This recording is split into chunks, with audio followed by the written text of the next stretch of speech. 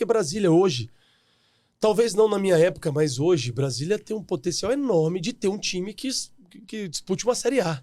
Tem potencial. Brasília, chegaram ao auge deles, mas assim, Brasília, tudo bem que Brasília tem muito essa cultura de torcer para times de fora, torcer para os times do Rio, times de São Paulo, natural. São os times grandes, né? Mas Brasília, eu acho que Brasília tinha esse potencial. Cara, nós temos o Mané Garrincha. Sim. Pelo amor de Deus. Tem estados que não tem Mané Garrincha, mano, no seu estado. E tem times que disputam aí e não tem. Brasília tem Mané Garrincha, Brasília tem estrutura, Brasília tem torcida. Poxa, eu acho que tem tudo para ter um time realmente de Série A. E Série A, assim, não Série A de bater e voltar. Série A de permanecer.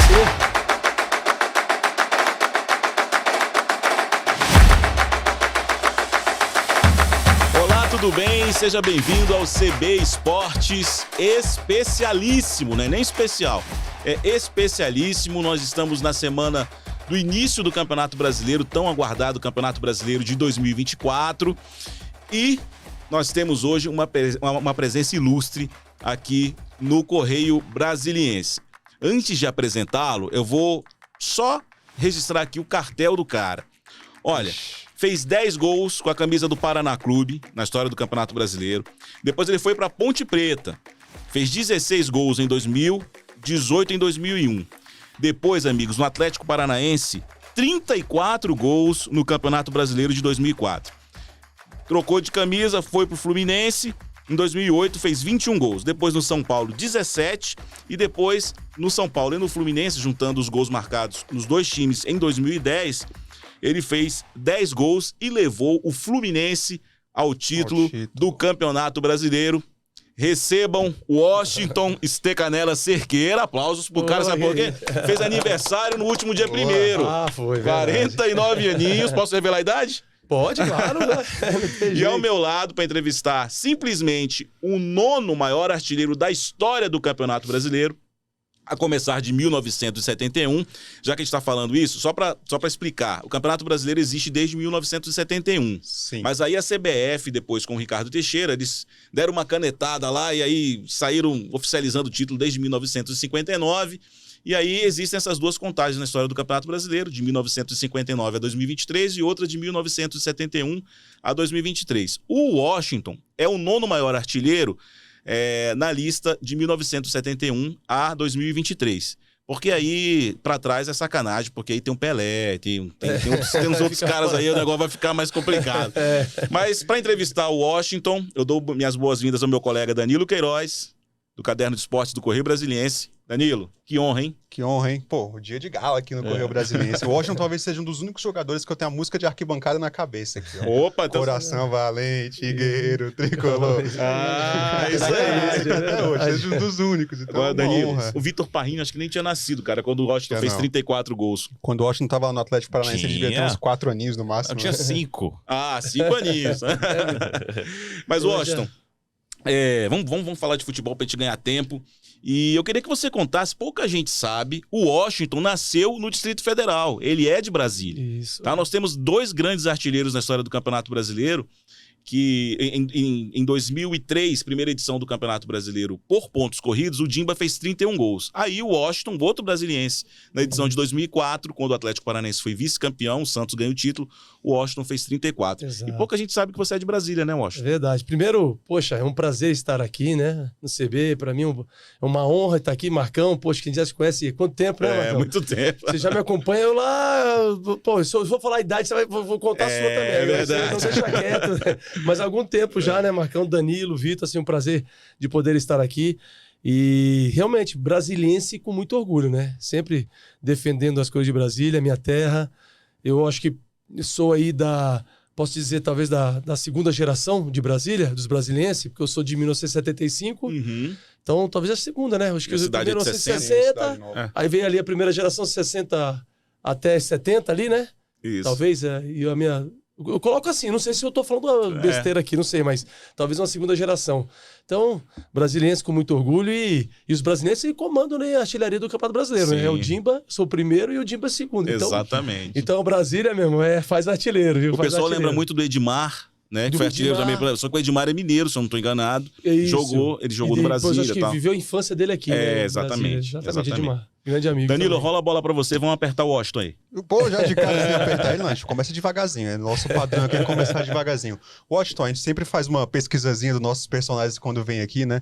Vou até ler a descrição que eu encontrei aqui sua. Um centroavante clássico e um verdadeiro matador. Tá na Wikipedia isso aqui. Pra falar até a fonte, tá na Wikipedia. Um centroavante clássico e um verdadeiro matador. Nesse clima de Brasileirão que vai começar no fim de semana, queria ouvir de você. Quem desses centroavantes atuais que você olha hoje e pensa, pô, esse aqui também é um centroavante clássico, um verdadeiro matador? O que me vem logo à cabeça é o Pedro. Pedro, pra mim, ele é muito parecido com o meu estilo. É o que mais se aproxima, se não for igual realmente o meu estilo. Jogador de área, jogador também técnico, jogador que briga com os zagueiros e goleador, né? Então, pra mim, hoje o Pedro é o que se aproxima e que realmente lembra o meu estilo. E são poucos, né? Centroavante hoje a gente pode São falar poucos. que tá em extinção. São poucos. Tá em extinção. Realmente tá em extinção. Tá retornando agora, porque eu acredito, e sou muito crítico nisso, alguns anos atrás, recentes agora, vamos dizer assim, mais a categoria de base. Eu vou logo na categoria de base. Não digo mais os treinadores dos profissionais, mas a base... E os treinadores, depois acompanhou com os treinadores profissionais, de que gostavam muito de atacante moderno. Eles falavam muito de atacante moderno, que corria para lá, corria para cá, corria para lá, corria para cá, fazia muita movimentação. E por isso que a artilharia, os artilheiros estavam sendo com 13, 14 gols, Campeonato Brasileiro com 15. Sim, muito baixo. Então, era muito criação e pouca, vamos dizer assim, definição. Então se criou muito isso, os atacantes modernos. E agora... até por, vamos dizer assim, o que está acontecendo dentro da seleção brasileira, poucos títulos, não teve mais títulos mundiais, porque todo o título da seleção brasileira, mundiais, foi com o centroavante. Sim. Tinha centroavante. Vamos lá, na época do Pelé. O Pelé era o camisa 10, mas ele era um falso centroavante. Né? E jogava ali na área também. Aí vamos falar de Romário, aí vem Ronaldo, Fenômeno. Então, os títulos da seleção brasileira foi com o centroavante. E eles quiseram fazer essa mudança. Coincidentemente, os títulos acabaram da seleção brasileira mundial, tô dizendo, né? E agora está se recriando novamente o centroavante. E aí... e os títulos mundiais também dos clubes também tinham centroavante. Vamos falar do Flamengo lá do Nunes. Do Grêmio tinha o Renato Gaúcho, que era um ponteiro, mas tinha sempre também um centroavante ao lado dele. Do Corinthians era o Guerreiro, que fez o gol. Então, Fernandão. assim, o São Paulo, no último, foi o Aloysio Chulapa. Então, assim, os títulos mundiais também de clubes tinham centroavantes. Então, isso está começando a se remontar novamente e buscar o centroavante de área. É o que define o jogo. Se você pegar hoje, né, o Fluminense tem um Cano. O Fluminense tem um Cano. O Botafogo tem um Tiquinho Soares. Exatamente, o Tiquinho. O Vasco do Vegete. Agora o Vasco do Vegete. Flamengo, realmente, isso faz... O Palmeiras ali com o Flaco Lopes. Exatamente. Corinthians com o Yuri Alberto. Agora o Corinthians com o Yuri Alberto, que está retomando novamente, que começou numa cobrança sem... Grêmio, apesar de ser um grande jogador, mas cobrando muito. Agora o Diego Costa no Grêmio, o Kitinho Soares. Internacional agora tem dois, né? Internacional. O Borré.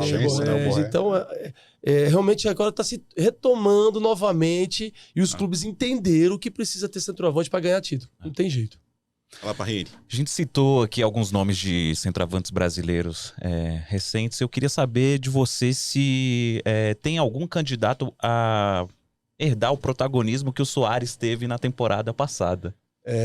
Olha, eu acho que esses nomes que a gente citou aí são os fortíssimos candidatos, né? Teve na mão até vamos falar em atleta brasileiro, teve na mão muito do Tiquinho, no ano passado, né? Eu acho que o Tiquinho estava se colocando como até o melhor jogador do brasileiro. E aí deu tudo aquilo que aconteceu, que nós sabemos do Botafogo, que é uma coisa inacreditável, que eu brinco, eu tenho grandes amigos botafoguenses, eu brinco, daqui 100 anos... as pessoas vão estar começando falando da história do Campeonato Brasileiro. Eu vou falar, tem um lá em 2023 que aconteceu o inacreditável. Então, assim, o Tiquinho, eu acho que talvez retomando novamente, aí, buscando a confiança, ele pode ser um grande protagonista. E também que é um do estilo parecido com o meu também, de centroavante de área. Eu acho que o Pedro se mantiver essa fase que ele está tendo, vai ser um que com certeza vai brigar aí por artilharia do Campeonato Brasileiro. Então, esses nomes que a gente citou, com certeza. Aí vai ter sempre uma surpresa, né? Sempre aparece surpresa. Sempre aparece um centroavante. Talvez até bom o aí, próprio Carlinhos, que é do Nova Iguaçu, que foi agora pro Flamengo, que apareceu já de surpresa no Campeonato Carioca. Talvez ele também possa ser um nome aí que possa estar pintando como... Até porque o Pedro talvez tem grande chance de ir para uma Copa América. Sim. Com o Flamengo, né? Com a seleção brasileira. Então pode dar oportunidade ao Carlinhos. Enfim, e sempre tem surpresas nas equipes aí menores, equipes que estão, não estão na ponta, mas são equipes que sempre fazem grandes centroavantes, né? Agora, Washington, tem um cara que não vai participar do Campeonato Brasileiro, infelizmente, e é um cara que podia te alcançar nesse Campeonato Brasileiro. Pelo menos por enquanto ele tá fora. O Gabigol, né? é o maior artilheiro em atividade Isso. do Campeonato Brasileiro hoje, com Exato. 107 gols. Exato. Você tem 126. Isso. Se ele E ele é novo, né? Novo. Se ele jogasse desde o início, ele podia te alcançar. Você acha que... assim, como é que você vê essa situação do Gabigol? E emendando essa pergunta, eu queria que você falasse também sobre o Endrick. Certo. Outro brasiliense aí, né? Mais uma nova geração. Da nova geração, exatamente. Bom, do Gabigol, realmente uma situação... Não é fácil a situação dele, né? Ele, acho que cometeu um grande erro.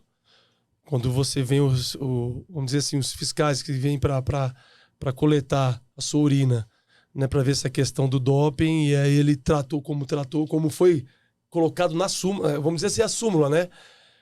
Eu acho que tem uma outra palavra técnica lá, mas vamos aqui para a galera entender a questão da súmula, que ele chegou, todos os jogadores foram fazendo, e aí ele não tratou bem essas pessoas, ele foi almoçar, parece que ele foi almoçar, voltou, Foi bem depois. e aí não queria fazer, por que vocês estão fazendo? Não, ou seja, foi totalmente antiprofissional ali. E realmente é uma coisa muito séria, é uma coisa muito pesada. A questão do antidoping ele faz parte da condição do atleta. Tudo bem, fizeram os exames dele lá, ele fez a coleta e não deu nada. Pronto, é uma outra situação.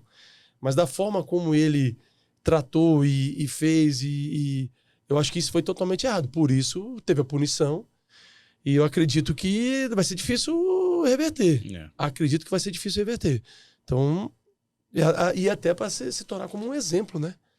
Porque é uma coisa muito séria. Precisa de mostrar um exemplo. Como é que eu vou cobrar depois o outro jogador e se tratar da mesma forma, como é que vai ser? Aí vira esculhambação, vira bagunça. Então, realmente tem que...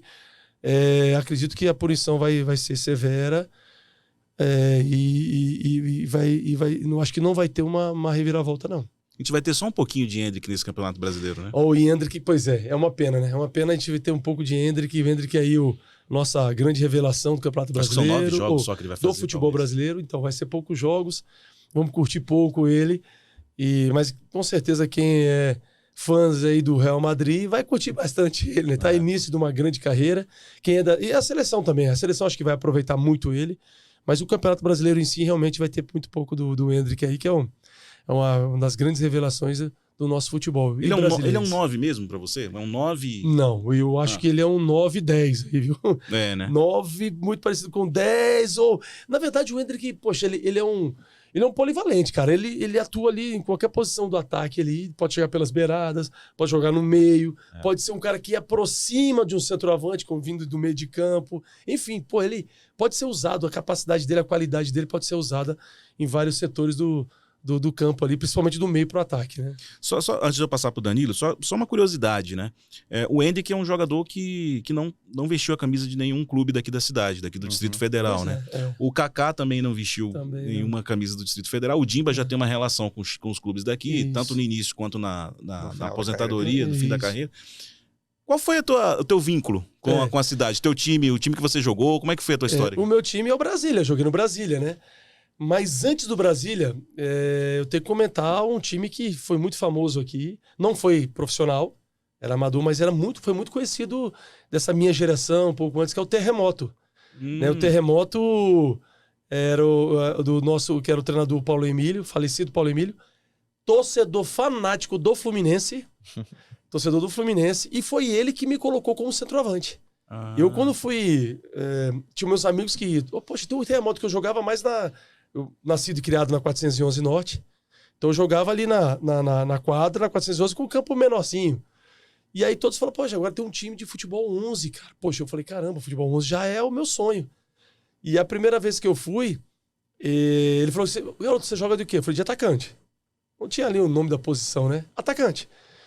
Aí ele falou, atacante, eu falei, eu sou atacante lá, eu fico pelo meio e pela ponta. E aí ele me colocou na ponta.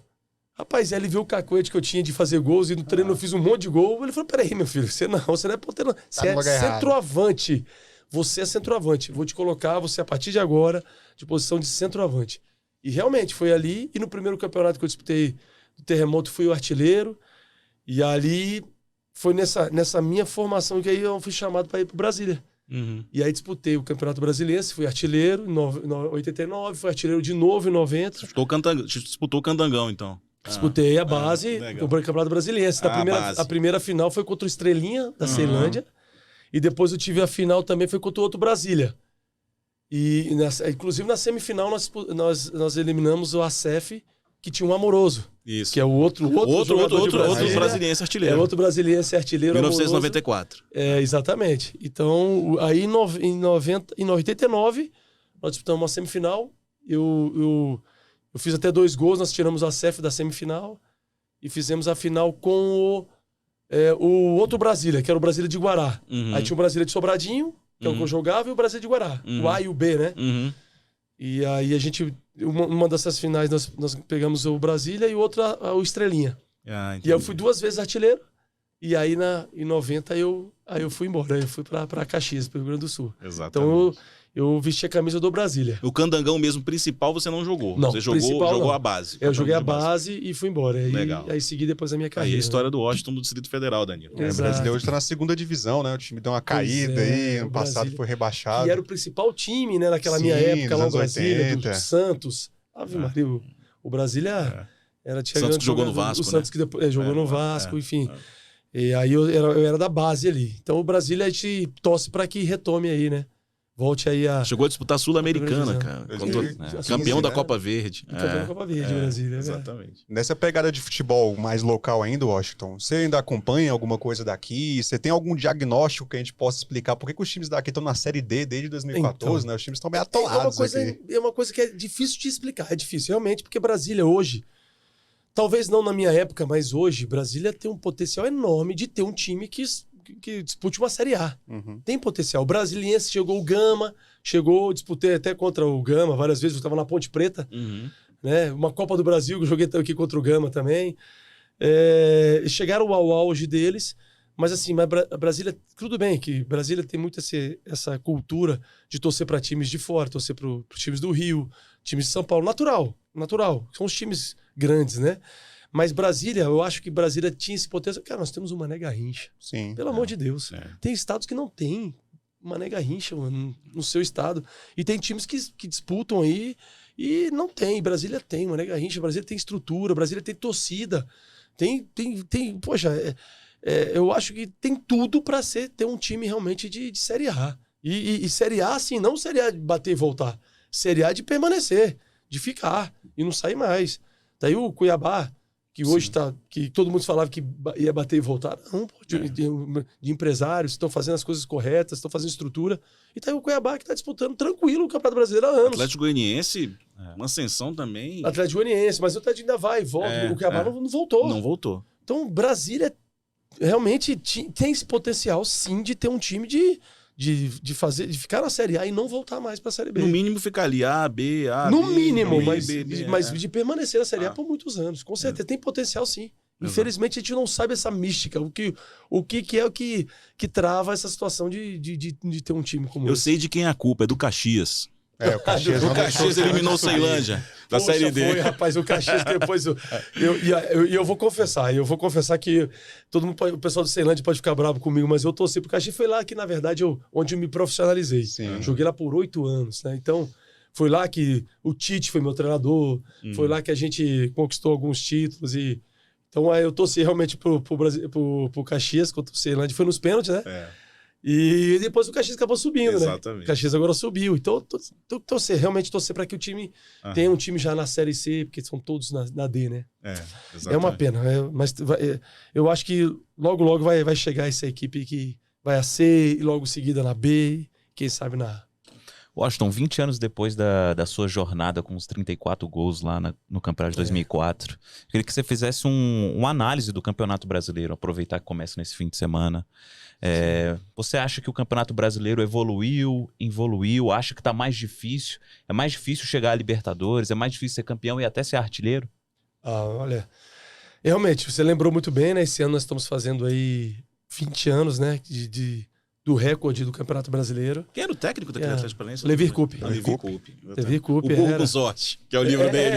O Burro com Sorte. O Burro com Sorte. Não é uma piada, é o nome do livro do Levir Coupe. O nome do livro dele. Ele é um cara espetacular. O Levir tem uma história tremenda no futebol brasileiro.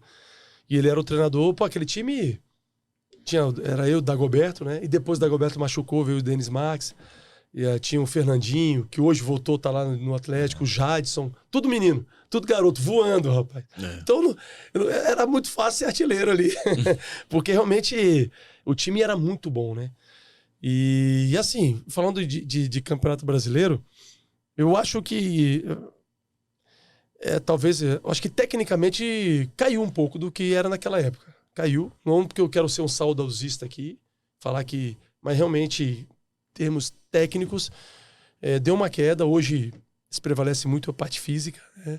É diferente o futebol de hoje, mas eu acho que para ter um artilheiro para chegar num número como aqueles, eu acho que vai ser um pouco difícil.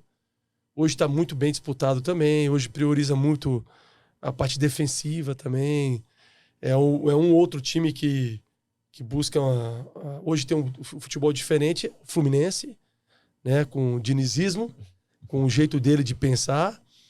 Talvez hoje coloco aí o Palmeiras como novamente favorito, porque realmente o Abel faz um trabalho já de anos no Palmeiras, e o Palmeiras realmente tem uma equipe, e o Flamengo também, que o Flamengo, o time reserva do Flamengo, os jogadores reserva, joga em qualquer time do Campeonato Brasileiro, né? Então, esses times eu acho que, para mim, são os times que despontam aí como favorito. Eu coloco o Inter também. Só que o Inter tem um baita time, fortíssimo time, mas o Inter também, às vezes, tem uma mística no Inter que, às vezes, não consegue avançar, não consegue chegar, né? Mas é um time que tem que ser respeitado. Deixa eu ver, o Atlético Mineiro é um time bom, um time de qualidade. O Atlético Mineiro, Washington, eu chamo a atenção para o Atlético Mineiro, a gente está falando já, vai começar o Campeonato Brasileiro. O Atlético Mineiro, para mim, tem uma vantagem para mim em relação a todos os outros concorrentes. O Atlético Mineiro não tem muitos jogadores que sirvam de seleção.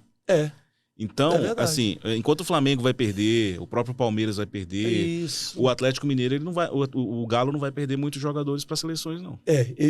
Existe essa situação, tem outras variáveis, né? Mas assim, essa é uma, realmente, dos times que... Vamos falar agora. Talvez o Guilherme Arana só ali. O Paulinho, talvez, que foi também agora chamado, mas... A gente tem que ver como é que vai ser. Eu tô falando assim, porque o Flamengo vai perder o meio de campo. O meio de campo não vai ter. Não só para a seleção brasileira, mas outras seleções, né? Então, tem essas variáveis. Dentro do Campeonato Brasileiro tem isso. Tem essa situação da seleção. Tem a situação também de, poxa, daqui a pouco o time tá indo bem na Libertadores, que vai acompanhando o brasileiro, aí vai se afunilando a Libertadores, aí os times dão prioridade para a Libertadores e deixam um pouquinho o Campeonato Brasileiro. Então, existe isso também. Talvez aquele time que cair antes no Campeonato Brasileiro, talvez tenha uma vantagem. Cair antes na Libertadores, tem uma vantagem no Brasileiro.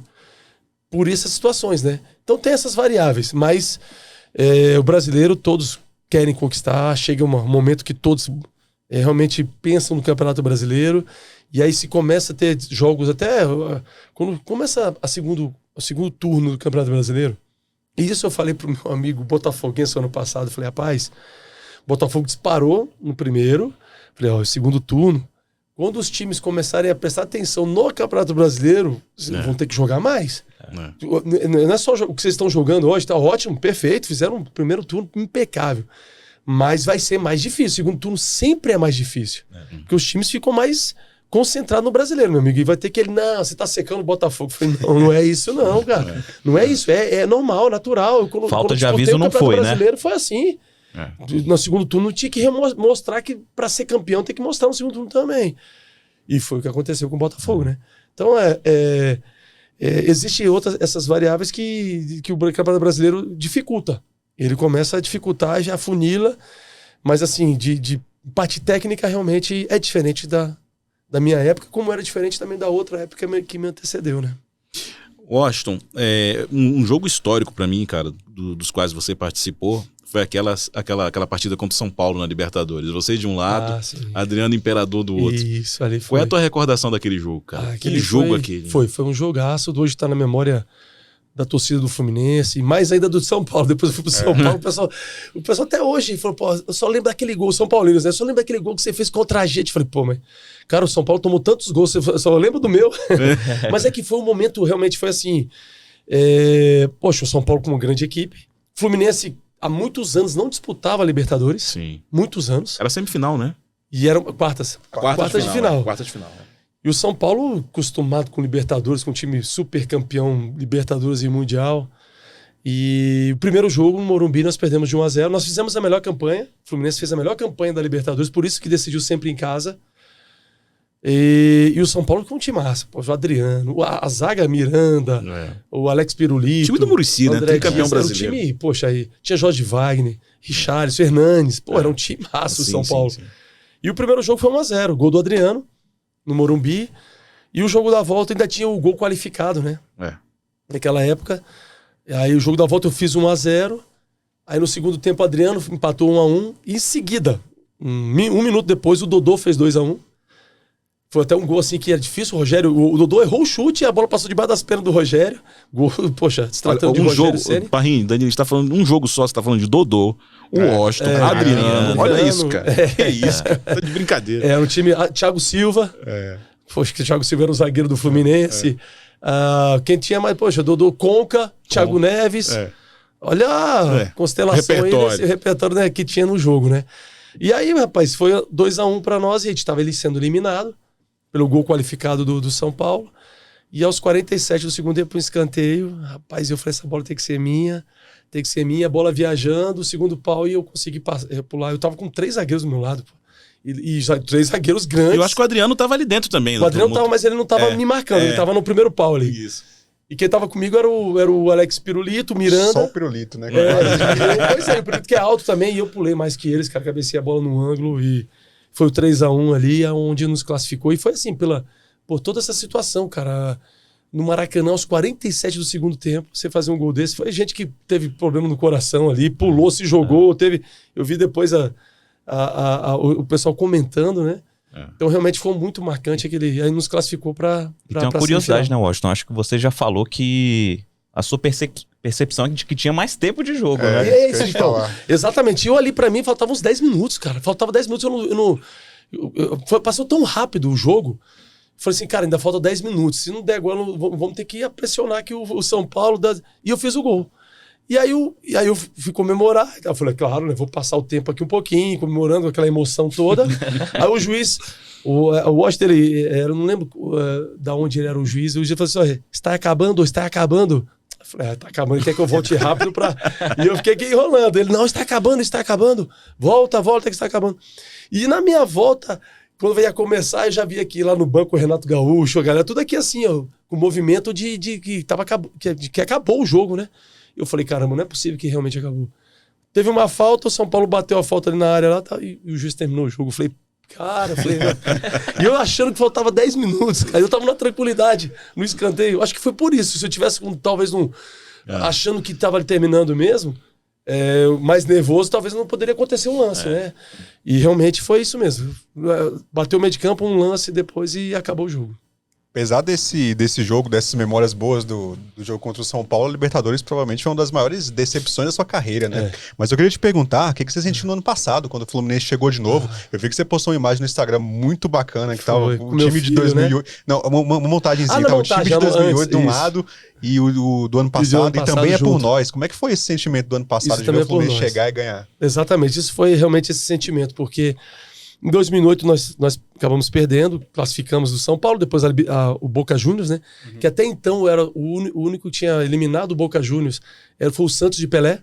Na Bomboneira, né? Aí depois veio o Corinthians, teve outros times depois, mas até então ali era o Santos de Pelé que tinha eliminado o Boca Juniors na Libertadores. Nós conseguimos eliminar, aí fomos para a LDU na final, perdemos nos pênaltis, enfim, ficou tudo aquela marca. Mas ali eu acho que ali começou esse sentimento. Ali, talvez a gente, como eu falei até em outras entrevistas, naquela Libertadores nós não conquistamos, mas a gente começou a trazer o torcedor do Fluminense de volta assim, para a realidade do futebol brasileiro em alto padrão.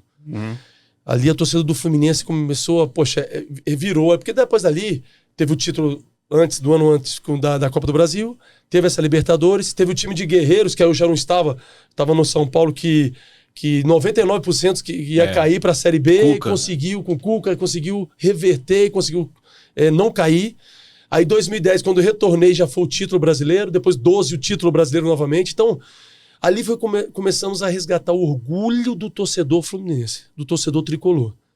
Começamos ali naquela Libertadores. E realmente foi, cara, porque Deus é tão bom que teve uma final, foi no Maracanã, deu a oportunidade novamente de ser uma final no Maracanã, o Fluminense decidindo o jogo, agora com uma partida só. E ali foi onde eu realmente coloquei aquela... aquilo foi sensacional. Eu falei assim, olha, é por nós também. E era o sentimento, tanto é que depois do título, de toda a emoção, eu desci no gramado ali, poxa, o David Braz já... Ele me viu, quando ele viu a taça, ele me viu e já entregou a taça pra mim e falou assim, isso aqui é por vocês também merecem. Vocês iniciaram essa história. E aí, pô, me arrepio até hoje, né? E aí eu beijei a taça e levantei assim, e aí todos, a torcida, quando me via, falou assim, começou com vocês a história. E realmente foi uma emoção que eu senti com meu filho, né, que eu estava na arquibancada e comecei a chorar também, porque eu vivi aquele momento, e vivi aquele momento dos jogadores do Fluminense também, que a gente se encontrou ali com o Thiago Neves, com o Conco, com o Gabriel. Poxa, os caras também, todos eles sentiram essa emoção, o Luiz Alberto, enfim. O próprio Thiago Silva, que ainda está jogando, viveu essa emoção também, então... Isso foi marcante. Meu pai é tricolor, meu pai ficou emocionado com esse título aí. Não, mas todo mundo. Então, né, Marcão? Pois realmente todos nós ficamos emocionados e eu acho que ali poderia ter comemorado o bi. E eu falo isso claramente porque nos tiraram aquele título de 2008. Eu sofri um pênalti que foi um absurdo, que nem tudo bem, hoje tem um VAR, mas nem era nem pênalti para VAR. Era pênalti claríssimo que eu sofri. Poxa, eu tava vindo na cara do gol para fazer o gol e o cara me deu um carrinho e me puxou. Cara. Tem uma foto até hoje, depois se vocês resgatarem essa foto, a foto claríssima. Eu dobrado com o tornozelo aqui, o cara me dando um carrinho, com o tornozelo e a blusa ele me puxando, a camisa, né? Foi um pênalti que ali era o 4-1 que a gente precisava de ser campeão e precisava ter ido para Libertadores, para os pênaltis. E depois dos pênaltis teve toda aquela situação do Sebadios, o goleiro, ele ficava 1 minuto esperando para bater, e foi o pênalti do Thiago Neves. Ele apitou, o Thiago Neves também esperou, e quando o Thiago Neves bateu, o goleiro Sebadios parou, o que é isso? Que é isso, juiz? E o juiz mandou ele voltar. E na volta ele perdeu o pênalti. Então, depois de fazer 3 gols no jogo. E depois de fazer 3 gols no jogo. Então, assim, rapaz, foi nos tirado aquele. Foi nos tirado mesmo, para não falar outra palavra, para ficar chato. Mas foi nos tirado aquele de 2008. Então, era para ter sido bi. Mas, enfim, aconteceu tudo o que aconteceu. E graças a Deus foi esse título aí que coroou aí a torcida e o time da Libertadores 2023. E o fato de ter sido o título com o Fernando Diniz torna isso ainda mais especial. O Fernando Diniz foi seu companheiro no Paraná. Exatamente, foi do Fernando Diniz, para mim, poxa, um cara espetacular. Fomos companheiros no Paraná Clube, jogamos um Campeonato Brasileiro. O Diniz, um meia clássico também, gostava, um meia que sabia jogar muito. E realmente, é engraçado que hoje o estilo dele, em todos os times que ele foi treinador e se apareceu mais no Fluminense, era o estilo que ele jogava. Ele gostava de toque, time de toque, de posse de bola. Ele era jogador assim. E, cara, era pra você ver como a história é tão... Quando ele jogando, ele discutia com o treinador. Na época, né? Ele discutia a tática, o esquema tático. Ele já era... Tu via que ele já era diferenciado, que ele já era uma tendência a ser treinador, né? E hoje o Diniz realmente... revolucionou com esse esquema dele, nos dá um susto danado às vezes. Nos dá, porque aquela brincadeira ali de ficar ali saindo jogando, e ele prevalece. Não tem problema se perder e tomar o gol. Vai sair assim de novo. É isso, é o jeito dele. Cara, eu acompanhei o treino dele na seleção lá em Belém, no Mangueirão. É daquele jeito. É daquele jeito. Eu fiquei olhando o treino assim, eu filmei o início. E é que o treino começa pela defesa. Os caras não podem rapar. Isso é uma loucura, cara. É loucura aquilo. Exatamente. Ele faz esse treino. E assim, questão de seleção, Para mim, ele daria certo na seleção, mas era com o tempo. E a seleção é para hoje. Não é a seleção não vem de títulos mundiais para dar um tempo, né? Ela necessita hoje. E os jogadores, para entender esse jeito dele, da seleção precisa de tempo. Então, realmente, acho que poderia ter dado a continuidade. Poderia. Para mim, poderia ter dado. Mas com toda aquela situação que era um treinador interino, tava o Fluminense junto ali, ele treinando o Fluminense, seleção. Então, aconteceu o que aconteceu. Agora é o Dorival, que é também um grande treinador. Foi teu treinador ou não? O Dorival não. Não, né? Acabou não sendo. A gente tem uma amizade muito boa, é um cara sensacional. Sim. E ele é um pouco mais de realmente isso. Ele não precisa de muito tempo para se fazer o time dele. É mais rápido, é mais curto prazo. Por isso, pelo menos esses 2 jogos que teve com o Dorival foi muito bom. Foi até surpreendente a forma de como a seleção jogou. Tomara que dê certo. Washington, a história do Campeonato Brasileiro tem pelo menos dois fatos assim que marcaram muito a história da Série A, né? Uma delas foi a morte do Serginho, em campo, uma partida contra o São Paulo. E ali abriu-se a visão do futebol brasileiro para a necessidade dos exames cardíacos. Isso. Né? E mais à frente você teve que dar uma parada na carreira também. Por esse problema, assim... Não, na verdade, eu parei antes. Foi antes, a parada né? foi antes. E o meu retorno É verdade. Foi no futebol foi no Atlético em 200004, foi quando aconteceu. É verdade. É isso que eu queria Completa dizer. 20 anos em outubro, né? A morte do Serginho. 20 anos, é isso mesmo. Isso. Obrigado pela correção.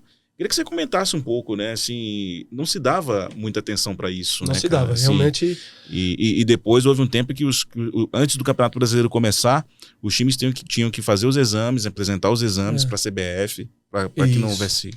Isso foi um marco, porque quando aconteceu essa situação comigo, e aí foi um dos primeiros ali que não aconteceu. Foi até tanto é que para voltar a jogar, eu fui para vários médicos, vários médicos grandes, até que lá em Curitiba, o doutor Constantino foi onde abraçou a cara. Eu falei, peraí, vou conhecer primeiro o Eu entrei em contato seu com problema. ele, Isso. Quando ele conheceu, fez todos os exames, eu falei, tem chance de você voltar. Então foi onde aí realmente eu fiz toda uma preparação, acompanhamento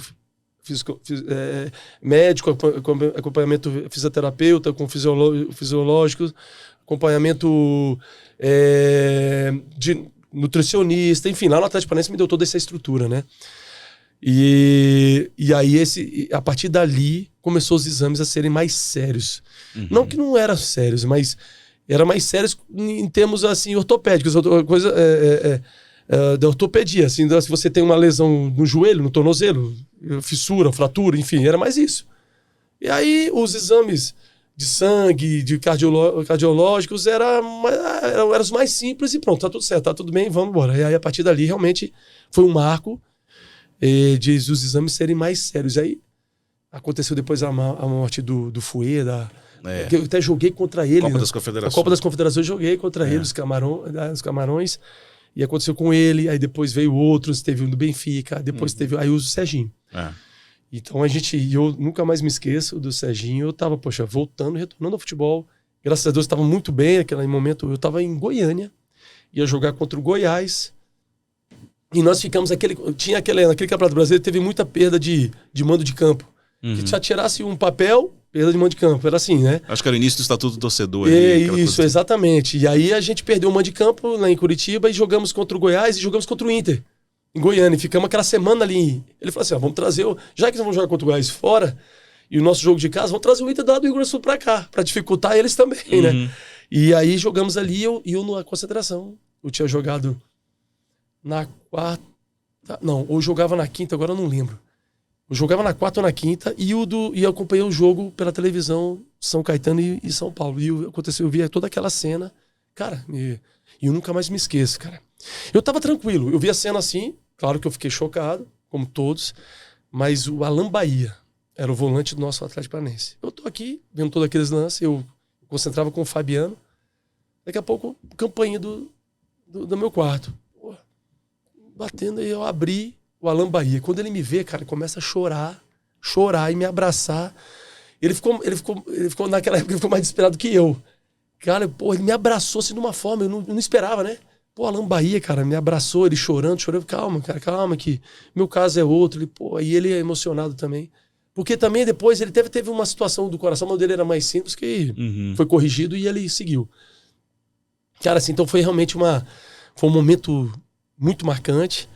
E aí, realmente, onde aconteceu também agora, os exames hoje estão muito mais rigorosos, né? Sim. E tinha que ser já desde aquela época, né? Para realmente preservar o atleta. Washington, pra você ter uma ideia da importância daquele momento ali, claro, em um momento triste, né? Obviamente, mas impactou aqui no futebol do Distrito Federal. Na época eu cobria os clubes aqui do Distrito Federal, eles começaram a avisar as redações de imprensa que, olha, hoje os jogadores vão fazer exame médico. Então eu lembro de ter ido para um hospital acompanhar os exames dos jogadores do Brasiliense, do Gama, do Ceilândia, porque a federação passou a obrigá-los a fazer mesmo aquela coisa. Então foi um momento assim de muito impacto no futebol brasileiro. Foi de impacto. Infelizmente aconteceu uma morte, poderia ter sido só um susto, né? Poderia ter acontecido com um susto. Opa, gente, vamos cuidar. Mas infelizmente aconteceu. E o Serginho, joguei muitas vezes contra ele. A gente até se pegava muito nos jogos, que ele era do São Caetano e eu da Ponte Preta. Zagueiro. E aonde os dois times eram dois times fortíssimos, né? Tanto no Campeonato Paulista como no Campeonato Brasileiro. Poxa, e era um baita zagueiro. E depois a gente recordou toda aquela situação e realmente foi uma perda que ficou marcada. E graças a Deus aconteceu outras mortes também, mas agora muito pouco agora pelo que está acontecendo, né? Pelo risco que se tem, né? Vamos para mais uma rodada de perguntas. Daqui a pouquinho a gente está caminhando para o fim, porque o meu produtor vascaíno daqui a pouco começa a pressionar. Vai lá, Danilo. Voltando ainda no seu caso, Washington, quando você foi diagnosticado tudo, você chegou a temer parar de jogar? Eu queria te perguntar se você tem alguma mágoa do Fenerbahçe, né? Se eles te deram suporte, alguma coisa assim. O Fenerbahçe não deu suporte, não. Eles me mandaram fazer um exame lá no Canadá, na divisa até com os Estados Unidos, fui lá, mas não passou mais disso aí, né? Eles não pagavam mais, eu tinha um contrato de 3 anos, estava apenas 6 meses lá, não me pagaram mais, acharam até que eu não voltaria mais a jogar, né? Tanto é que depois, quando eu me recuperei, entrei numa ação na FIFA, ganhei a ação, tinha a época do passe, né? Eu ganhei meu passe, o Fenerbahçe tinha comprado da Ponte Preta, e eles me deram o passe, e aí onde eu pude assinar um contrato com o Atlético e seguir minha carreira, né? E aí o passe ficou para mim. Aí depois, claro, com a Lei Pelé, hoje, né, tem a questão do contrato, não tem mais o passe, né? Mas o Fenerbahçe realmente me abandonou. Eu tenho um carinho enorme pelo time, pela torcida. A torcida do Fenerbahçe, poxa, apesar de ter ficado pouco tempo, gosta de mim demais. Eu fui para a Arábia agora, no Mundial de Clubes. E a parada foi em Istambul. E assim, quando eu parei em Istambul para esperar a conexão eu fiquei lá horas ali no aeroporto de Istambul e muitos turcos me olhavam assim, me olharam. o Washington Wash Gol que eles falavam, né? Aí eu falei, yes, tudo. E aí eles, poxa, aí a torcida do Fenerbahçe é um absurdo. Então eu tenho um carinho enorme pela torcida. Mas realmente o Fenerbahçe naquela época meio que me deixou de lado. Depois eu segui minha vida, mas foi realmente foi um momento difícil para eu reverter. Mas eu não tinha medo. A minha preocupação maior é voltar a jogar. Meu foco era voltar a jogar. Então, tanto é que quando eu voltei tranquilo, porque o médico falava para mim, falou assim, Washington, você tá tranquilo, você está sendo assistido. Você está sendo acompanhado por nós. Então, meu amigo, você acha que está mais seguro do que qualquer outro jogador aqui que talvez não está sendo bem acompanhado. E ele falava isso naquela época mesmo. Então você está tranquilo, meu, pode seguir. E eu, então, sem medo nenhum, tanto é que por isso que dava tudo certo, porque eu não. Toda a minha carreira depois eu joguei 7 anos quando aconteceu o problema no Fenerbahçe. Joguei por 7 anos. Tranquilo, sempre seguro. Todos os jogos eu tranquilo e graças a Deus até hoje jogo minhas peladinhas e com segurança. Muito bom. Eu queria saber qual foi a sua melhor experiência no exterior, na Turquia ou no Japão? Japão. Sem dúvida nenhuma, o Japão. Joguei por 3 anos lá, agradeço a Deus por ter tido essa oportunidade. Aprendi muito no Japão, tanto vida pessoal como a vida profissional. Para mim, o Japão é um país que eu amo, de paixão. Conquistei todos os títulos possíveis no Japão, fui artilheiro de todos possíveis. Inclusive no Mundial de Clubes, né, 2007, que eu disputei, fui campeão da Champions League da Ásia, pelo Urawa Reds. Eu joguei o primeiro ano no Verde de Tóquio. E depois fui pro Urawa Reds. O Urawa Reds é o time de maior torcida do Japão. Jogou o Mundial de 2023, E né? jogou o Mundial agora também, né? Jogou esse Mundial, fui lá, visitei até o time lá. Meu filho tava junto, ganhou a camisa. E aí até foi uma brincadeira que meu filho... Aí o pessoal falou, joga bola? Eu falei, joga, tá na escolinha. Ele, já vamos acertar o contrato aqui agora. Deram uma camisa pra ele, vamos contrato. E assim, Urawa, aí onde eu conquistei todos os títulos. Artilheiro também no Urawa. Fui considerado, foi feito agora uma pesquisa, né? A maior revista esportiva do país. Muito revista de alto nível, a principal revista lá esportiva. Fui considerado o melhor atacante estrangeiro que jogou no Japão, disputou a J-League, fui considerado, né? Então, poxa, o melhor jogador estrangeiro foi o Zico. Eu falei, aí não tem, pelo amor de Deus, o melhor jogador. E o melhor atacante estrangeiro foi considerado, foi eu. Fui votado lá. Para mim é uma satisfação enorme. Para mim foi assim, morar no Japão, ter vivido, jogado no Japão, foi a melhor coisa que aconteceu na minha carreira, com certeza. E foi o momento que eu fui para lá, sendo artilheiro do Campeonato Brasileiro com recorde, e estava ali com os nomes cotados para ser convocado para a seleção 2006. Eu fui ali na 2002, quase fui, né? Tava na Ponte Preta e quase cheguei para a Copa do Mundo 2002.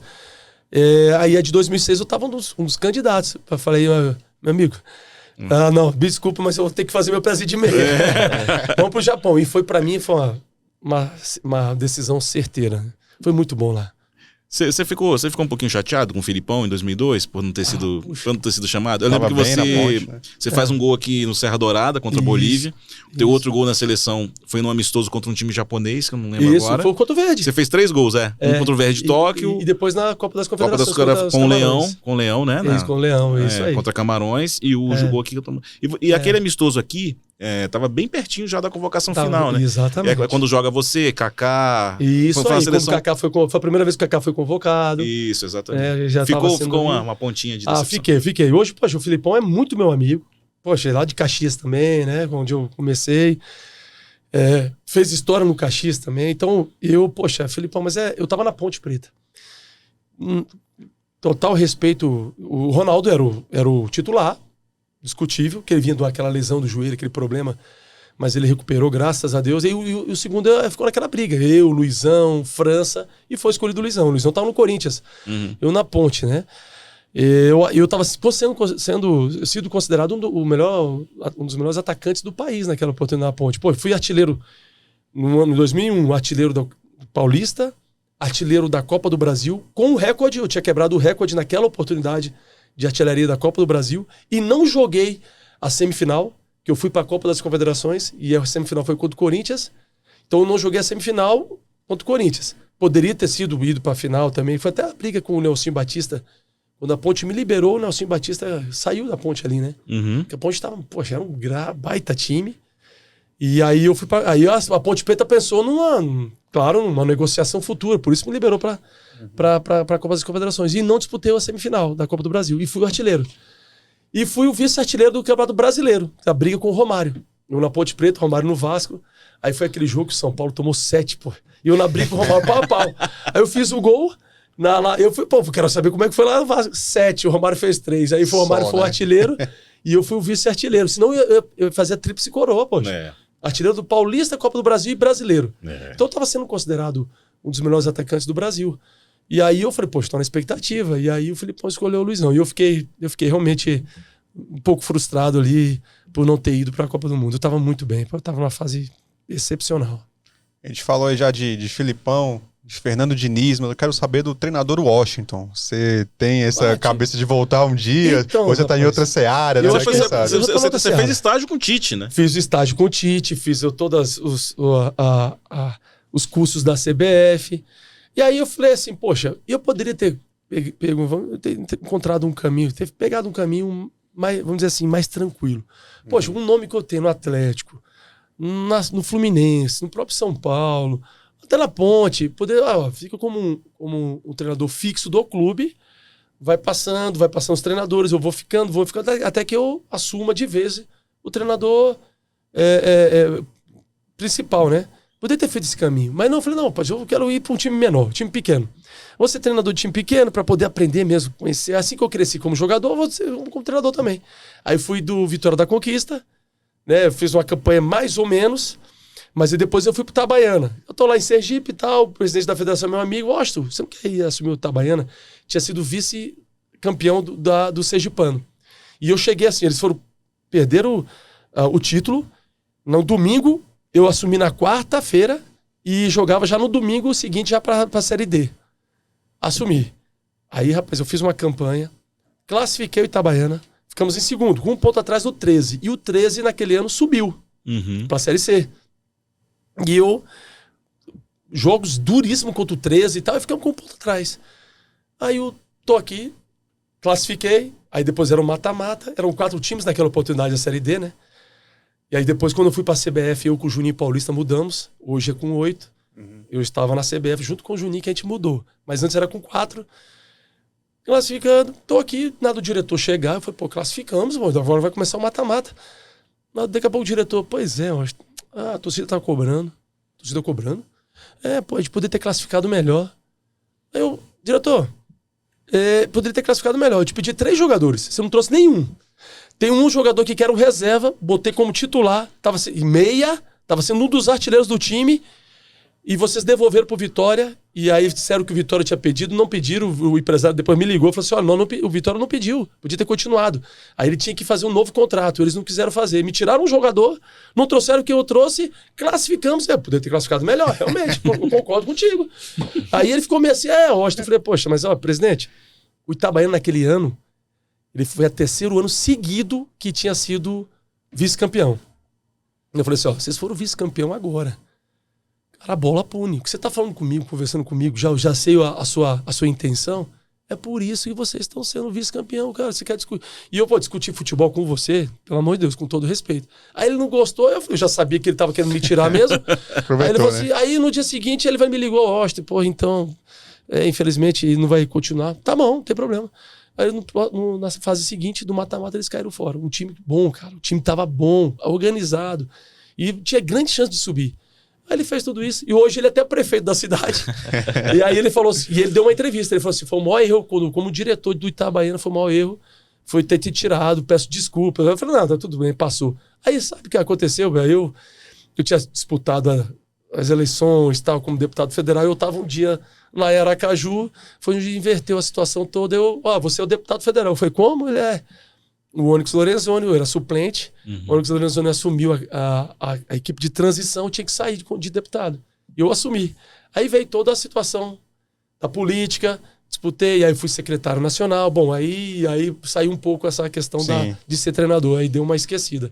E aí entrei nessa parte política. Mas você não pensa, então, em voltar? Cara, você tem planos pra frente? Posso pensar, mas aí vai precisar de oportunidades. Sei. E aí tá acontecendo outras oportunidades e eu tô...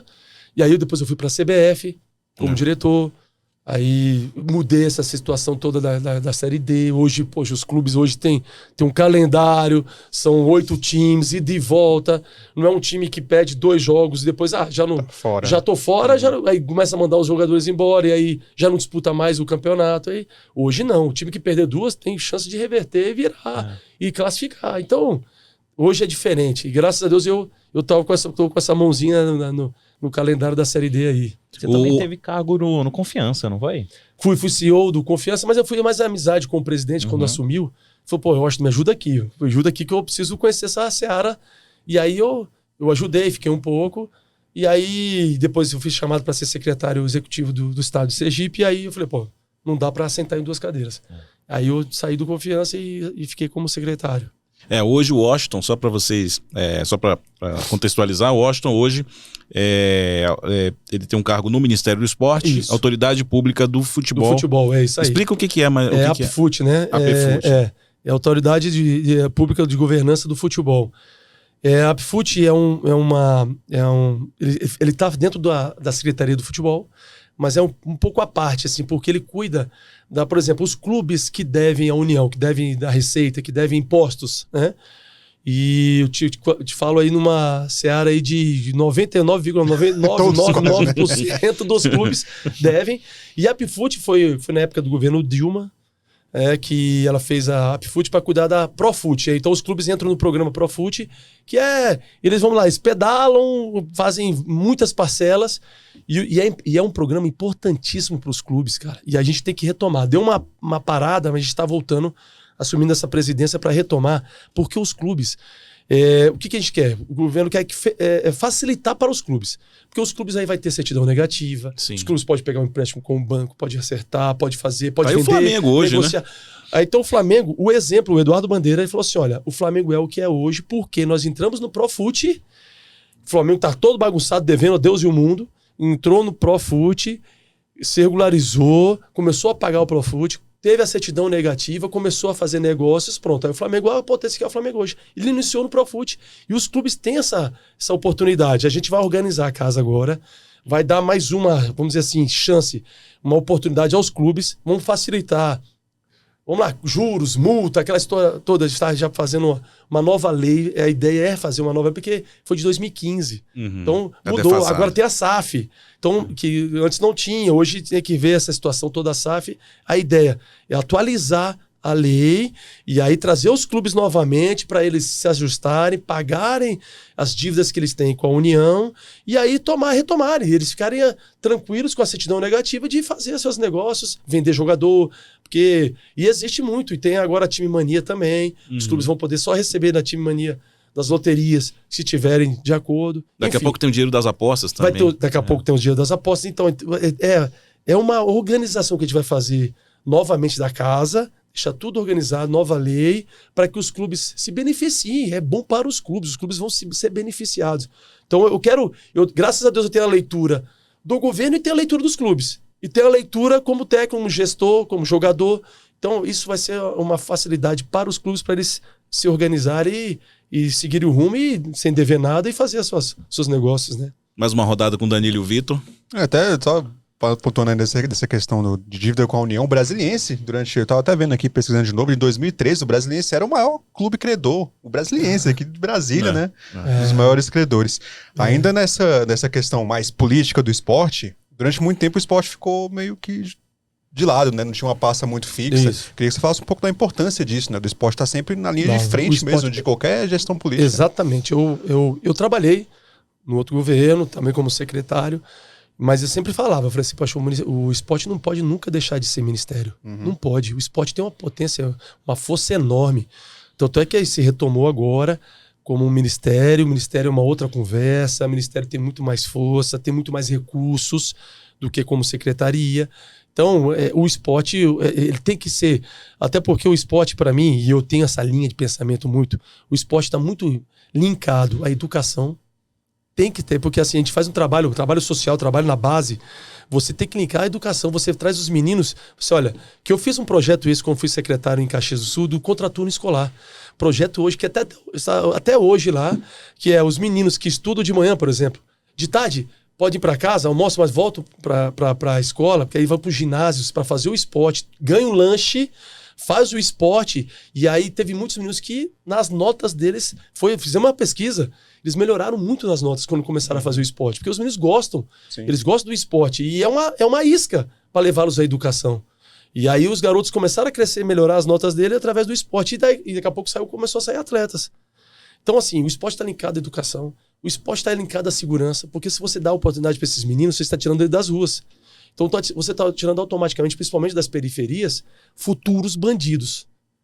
Futuros bandidos. Então, você está mexendo na segurança. Se você dá a oportunidade para eles ao esporte, e eles vão fazendo, amadurecendo a cabeça deles, eles não tendo oportunidade negativa, quando ele está formadinho aqui, se não deu para ser atleta, mas está formado na cabeça dele, não vai ser mais bandido. E aí você mexe com a segurança. Então tá linkado à segurança. O esporte tá linkado ao turismo. Porque você fazendo um grande trabalho no esporte, você tá atraindo turistas fora do país. Ou se você tá fazendo no estado, você atrai para esse estado. Então tá linkado também à assistência social. Porque você fazendo um trabalho como esse dos garotos, que talvez não tenha na ponta lá uma oportunidade do esporte, na assistência social, você consegue colocar. Então o esporte ele tá num link com vários outros ministérios, com outras situações. Então, ele tem que ser tratado sim como na prateleira de cima. O esporte precisa ser tratado assim. porque ele tem esse benefício também com a população, com a comunidade. Subiu a placa aqui de 1 minuto, mas a gente vai uns acréscimozinhos aqui. Os acréscimos. Vou aproveitar. Acréscimos padrão FIFA. Aproveitar que o tempo tá estourando. Washington, falando só dos clubes que você jogou, quem tem chance de mais sucesso na Série A em 2024? Inter, Grêmio, Atlético, Fluminense, São Paulo? Cravo favorito aí. Cravo favorito. Não, aí você vai me matar. Porque você botou times aí que... Vamos lá, eu tava falando assim, o Inter. Ou o time que tem o Inter. Só que às vezes eles se atrapalham, começam, não sei por que eles não conseguem chegar, mas o Inter tem time, o time Inter vai chegar. E o Inter vai fugir um pouquinho daquela situação. Claro, tem alguns jogadores selecionáveis, mas o Inter tá na Sul-Americana. Então, não era Libertadores. Então, talvez possa se beneficiar com essa situação. E o Inter tem outro brasiliense, Robert Chenan, que também se despede com o campeonato andando, né? Exatamente. Ele tá por empréstimo também no tá Inter. por empréstimo, né, que pode retornar. Enfim, aí o Inter... Fluminense sempre também, porque tem um time que é o atual campeão da Libertadores, não tem como dizer que tá um dos favoritos do brasileiro. Atlético Paranaense, que sempre briga. O Atlético Paranaense, pra mim... 7 jogos, 7 vitórias com o Cuca. Exatamente. Agora com o Cuca, ela faz um trabalho... O Atlético Paranaense é um clube assim que eu tenho uma admiração, uma gratidão pelo Atlético que fez por mim. Ele me deu a segunda vida pro futebol. O que eles têm de estrutura é absurdo. O CT do Caju é sensacional. O Atlético é porque o Petralha, que é um baita presidente, que pensa 100 anos luz na frente de outros diretores, outros dirigentes, o Petralha, porque se ele quisesse investir mesmo no time, ele tinha o Flamengo hoje, se quisesse. Caixa ele tem. Uhum. Caixa tem. Só que ele não, ele pensa de uma outra forma. Ele é mais da formação, formar jogadores, vender, negociar, depois fazer um time que briga até ali e depois... Mas o Atlético, se quisesse, brigaria pro time brasileiro, pro título brasileiro toda hora. Libertadores, toda hora. Então, tem São Paulo. São Paulo deu uma crescida, agora deu uma caída de novo. Mas São Paulo tem um time também sempre bom. Foi campeão da Copa do Brasil, atual campeão da Copa do Brasil. Paz, então assim, os times que eu joguei, todos estão na briga. Mas eu sempre digo que Flamengo também, Palmeiras, mais o Flamengo e Palmeiras, o Atlético também, Atlético Mineiro, é os times que vão estar... Olha pra você ver como é que é difícil o Campeonato Brasileiro, né? Quando vai falar do Campeonato Inglês, Liverpool, Arsenal e Manchester City. Antes era o Manchester United, agora o Manchester United perdeu aí. 3, 4 no máximo. Espanhol, 2, 3. Cara, brasileiro fala sempre de 8 no mínimo, 8 pra cima. É o mais difícil campeonato do mundo. Quase um clássico a cada rodada. Exatamente. Eu não tenho. Então, olha lá. Poxa, aí vai se falar dos altos e baixos, aí tem o Corinthians, vamos lá, que tá ainda assim, mas tem o próprio Botafogo, o Vasco, a gente sempre tá no sofrimento, mas talvez pode, mas não sei. Aí tu tem o Fortaleza lá, que sempre tem um baita time, o Bahia agora com recursos, meu amigo. Aí o Grêmio também, que foi o segundo, foi o vice-brasileiro ano passado. É difícil, é difícil. Complicado. Washington, eu vou te colocar numa roubada agora pra gente terminar, e depois na sequência o Danilo vai falar pra gente a primeira rodada do Campeonato Brasileiro neste sábado. Então, vamos lá. Pergunta difícil, hein? Washington ou Fred? Eita, vamos lá. Olha, no Fluminense, o Fred. No Fluminense. Mas quem é melhor, Washington ou Fred? Eu acho o Washington. Não, no Fluminense, agora eu vou te dizer. Porque no Fluminense tudo bem, o Fred tem mais história. Respeito, claro que respeito. Ele veio pro Fluminense quando eu saí pro São Paulo, né? Foi aquele ele veio, ele fez uma história maravilhosa, linda no Fluminense. Mas o Fred, quando chegou no Fluminense, ele tinha 27, eu acho. Eu com 27, eu tava batendo o recorde do Campeonato Brasileiro. No Atlético Paranaense. Tava com 27. Eu joguei no Fluminense com 33, poxa. Eu joguei no Fluminense e, graças a Deus, eu me tornei ídolo chegando com 33 anos. E aquele time era cheio de fera, hein? Aquele time da Unimed lá. Era. Emerson Sheik. O de 2010, depois era o Deco, Emerson Sheik, o Fred, o Diguinho. É o time bom. Então, Washington e Fred deu Washington. Rapidinho, Sheik e Fred também se davam bem pra caramba, os dois, pelo que eu sei. Depois, quando eu encerrei a carreira, até quando tava ali, não. E tem uma história. Eu não vou dizer diretamente do Fred e do Sheik. Mas teve um momento do Fluminense aí em 2010 que o negócio estava pegando fogo. E eu era o mais experiente. Eu tava com 35 para 36, eu era o mais experiente do time. E foi numa reunião que a gente quebrou o pau ali na mesa ali. Aí foi onde eu puxei, que eu era o mais experiente do time. E falei, o Fluminense faz anos que não conquista o Campeonato Brasileiro. Nós temos uma puta de uma chance. Nós vamos desperdiçar agora por ego. Cara, aí foi onde começamos a baixar, o Fluminense retomou e fomos campeão brasileiro. Aí eu encerrei a carreira. Aí onde o pau quebrou, depois lá. Eu falei, agora não tô mais não. Não é contigo, Aí mais. você Agora vê, eu né? tô fora, eu tô Dois fora. caras com problema de coração. O Washington naquele momento e o Muricy. E o Depois Muricy daquilo teve que rapaz, parar. O Muricy, o nosso treinador, nosso líder, exatamente, depois teve que parar, é verdade. O Washington ou o Luiz Fabiano? Outra briga boa também aí. Olha, os caras, eu tô falando que você tá fazendo esse negócio aí, eu falei, eu sou melhor, os caras depois, não é nada, mas eu tenho números pra dizer, pô, eu tenho situações. O Luiz Fabiano, eu era na Ponte Preta, ele treinava com a gente, tava na base ali, né? E o Luiz Fabiano depois foi crescendo, foi indo, e depois virou, o Luiz Fabiano que virou também.